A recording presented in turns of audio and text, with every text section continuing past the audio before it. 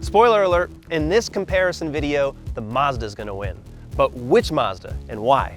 Well, every automaker has a lineup with cars that overlap in size, price, and features. So the point of this video is to tell you which of these Mazdas is right for you. These are two very popular Mazdas, the compact CX-5 and the subcompact CX-30. Both of these have identical turbocharged powertrains. They're the top trims you can buy, and they cost between $36,000 and $39,000. Now, we reviewed both of these cars separately. You can watch those if you subscribe to our YouTube channel. You know where to go. But Mazdas of a certain feather flock together. That's why they're here right now. If your heart is set on a new Mazda crossover, this is the video to watch. I'm going to show you the differences between both these cars. You might have heard, we're Mazda fans. We are. They drive well, they feel upscale, they look pretty, no matter which model we're reviewing. We named the current gen CX-5 as our 2021 editor's choice for the best used car. The CX-30 was new for 2020, and there's not enough data yet to recommend it. But I've tested a 2020 with the naturally aspirated engine, and Matt Smith tested this 2021 turbo. I haven't driven a CX-5 in a long while, but the rest of the CarGurus team has driven one of every kind every year. The big mouth grille and that chrome eyeliner tracing underneath the LED headlights, that's the Mazda look that everyone knows by now. The two of these cars really do look very much the same from the front. There's some slightly different lighting patterns that you'll see behind me, but here's the real difference. The CX-30 is based on the new Mazda 3 hatchback. The CX-5 is not. In fact, the CX-5, that's based on a car that goes back to 2013. And even though it was refreshed in 2017 and Mazda called it an all-new CX-5, technically the chassis and that standard powertrain are the same. The CX-5 may not look as big on screen, but next to the CX-30 it is. It's 6 inches longer overall. The wheelbase is stretched by another 2 inches. It's also front and rear 2 inches wider. The CX-30 is actually a ½ inch higher off the ground, a total of 8 inches versus 7.5, but vertically it's 3.5 inches shorter than that car. This is the CX-30 2.5 Turbo Premium Plus. 18-inch black wheels and mirrors, which come on every turbo. Big plastic fenders like a Subaru Crosstrek. Standard roof rails. And very eye-catching lighting. Just look at the LED turn signal, which fades like an incandescent bulb. Mazda does little details like that because it cares. This is the CX-5's signature. 19-inch silver wheels, but if you like the darker effect, a new trim for 2021 will do that. It's called the Carbon Edition. Roof rails are not standard, and the lights on the CX-5 are nice, but not as hot as the CX-30s. Mazda has exceptional paint quality on either of these cars. The finishes belong on luxury cars. Luxury is the whole point of these two top Mazda trims. Both are minimalist and a bit austere, just like the best German cars. But everything you can touch, grab, or knock against is padded, stitched, or knurled. The tactile quality is top-notch, and it's right up there with entry-level luxury crossovers like the Lexus UX and Mercedes GLA. For 2021, every CX-5 gets this new 10-inch screen versus the 8-inch from before.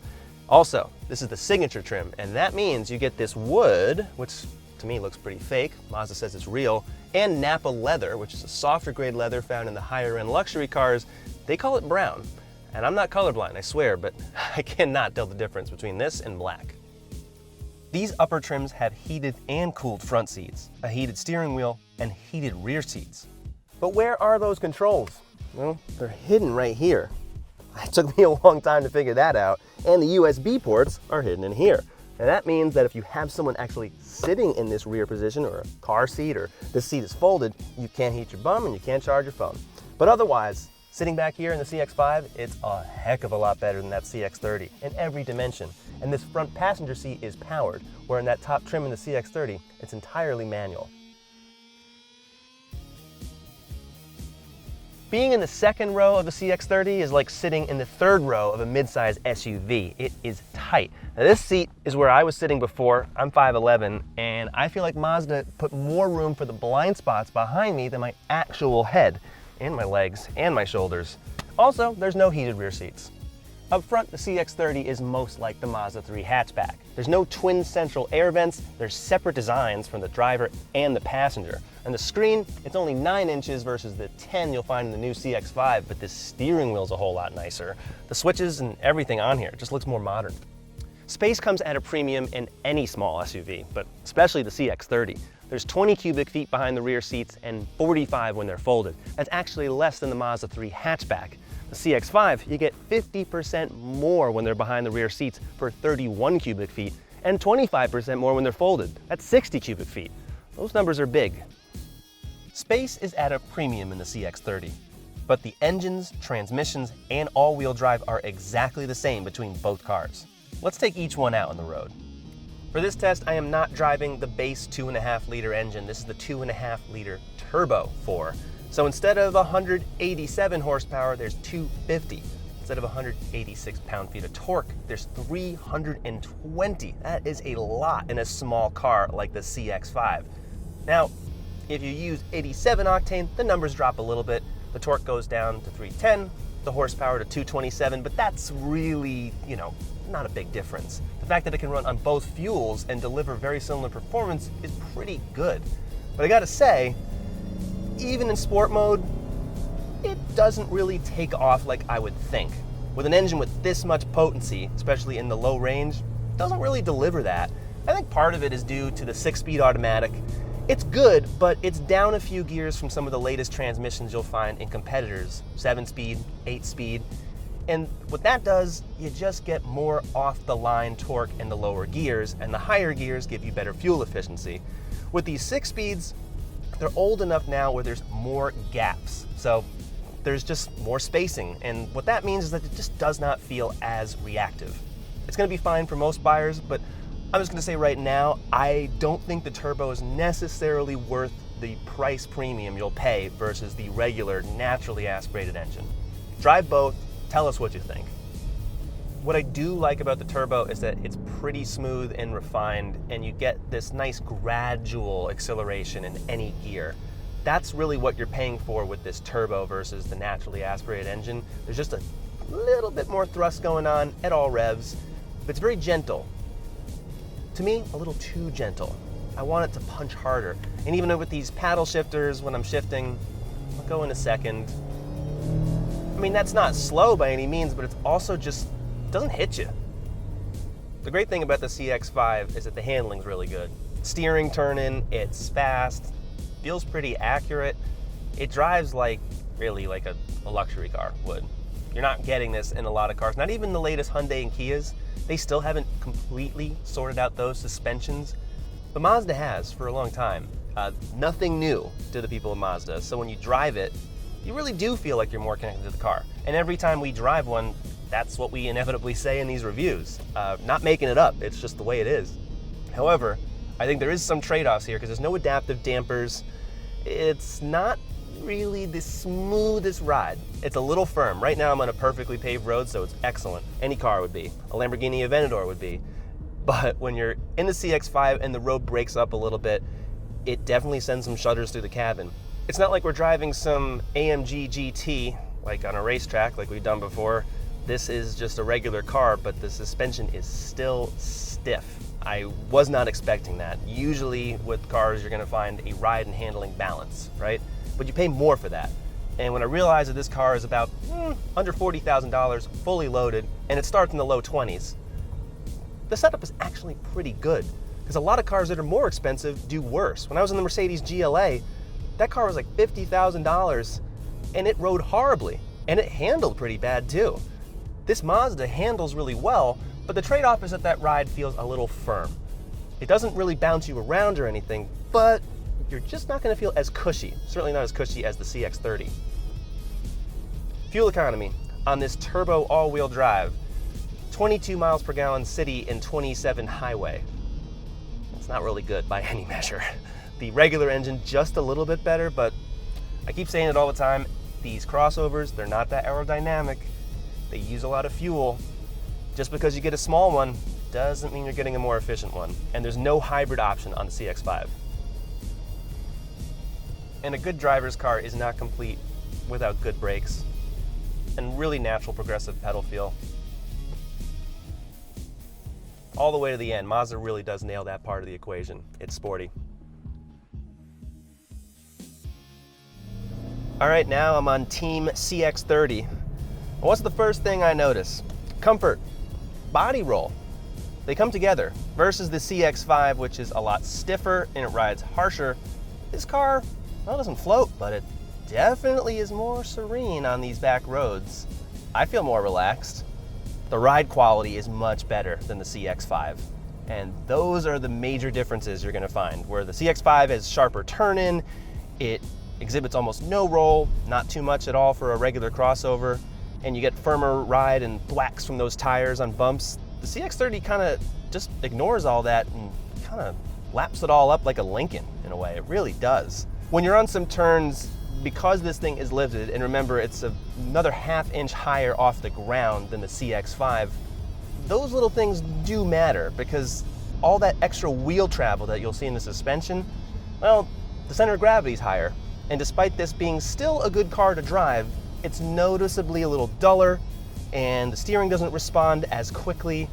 It's good, but you have to drive these two back to back like I'm doing to notice that. You might not feel it right away on your test drive if you have a CX-5 on the lot and then another CX-30. So I'd invite you just to actually go on a back road, anything with some turns, and experience this for yourself. Now, what can I say about the engine?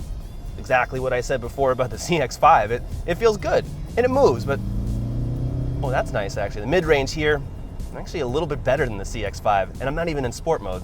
So let me put that on for a second. The switch is in the same place. Again, good, but not great. This engine makes more torque than a BMW 330i, a lot more, and yet it just does not feel as quick. So, again, turbo or non-turbo, that's gonna be your call, but the turbos I'm driving today, I don't feel swayed by them. Like the CX-5, the CX-30 just lacks some extra gears to really manage and extract all of the torque in this engine. So Mazda has said that, oh, they don't really care about, having the sprightly, really fast off-the-line acceleration, but my bet is that they do, and they can't replace the transmission just yet. 6 gears are looking really dated these days, so that's the one part of the CX-30 and the CX-5 that doesn't feel as modern. Oh yeah, just a little bit more roll here, but the brakes still feel just as good as the CX-5. Now, the fuel economy on this car, a little bit better than the turbo CX-5, 22 city, which is even, and 30 highway versus 27. But again, these are not great numbers. If you really want the 30 plus, 40 plus, you can get that on the smaller cars, regular sedans that aren't crossovers. It's good because this is just more refined than a Subaru or a Nissan, a Honda. A lot of those competitors, they're fine, but once you jump into CX-30 or the CX-5, you realize, hey, the more money I'm paying, the nicer car I'm getting. And it's simple. It's these little things that you feel, not necessarily see in the interior, because all of this stuff is really subjective, right? You may hate this interior. You may not like the way it looks, but the driving portion is the stuff you feel every day behind the wheel. And I think both these cars turn, accelerate, and just ride down the road with a more refined feel than a lot of competitors. So if comfort and driving characteristics are important to you, both these Mazdas are gonna work. You just have to ask yourself, do you like handling or do you like ride quality? That's the major difference between the CX-30 and the CX-5. What's really great about both cars? How much technology you get for the money. The head-up display is on the windshield, not a flip-up piece of plastic. It's really clear, pretty good. Also, the CX-30 gets a brand new feature for 2021 that the CX-5 does not, traffic jam assist. Press one button and up to 40 miles an hour, it'll self-steer the car. Both cars have lots of driver assists.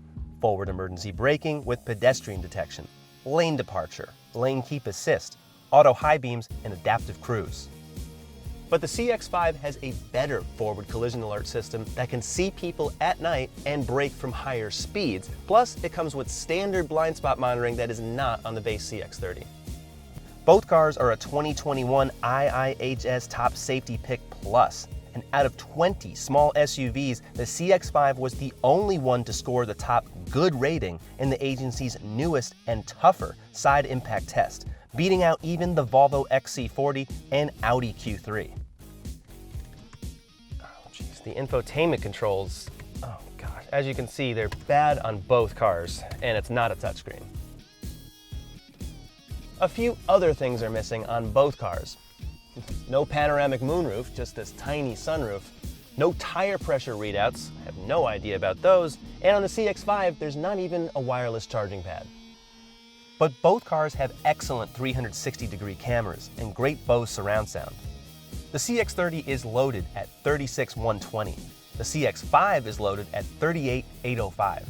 Both have all-wheel drive, the powerful turbo engine, and a lot of the tech and nicer features found in luxury cars.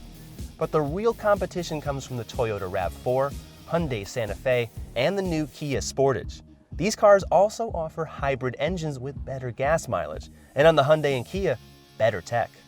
If you're going to stick with Mazda, the CX-5 is going to be your default choice. It's not that much bigger on the outside than the CX-30, and yet inside, you really feel the difference in space for both people and cargo. Now the CX-30, it definitely rides nicer, it's cushier, it's sleeker. You may not need the bigger back seat and the cargo hold of that CX-5.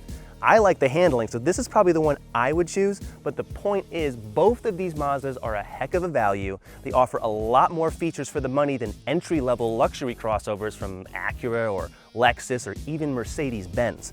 So tell us, what do you think and which Mazda would you choose? We're going to review a lot more cars in the future just like this, so tell us what cars you want us to compare next. Subscribe to the CarGurus YouTube channel. Go to cargurus.com to buy these cars. They actually do exist, I promise. And keep watching. We'll see you next time.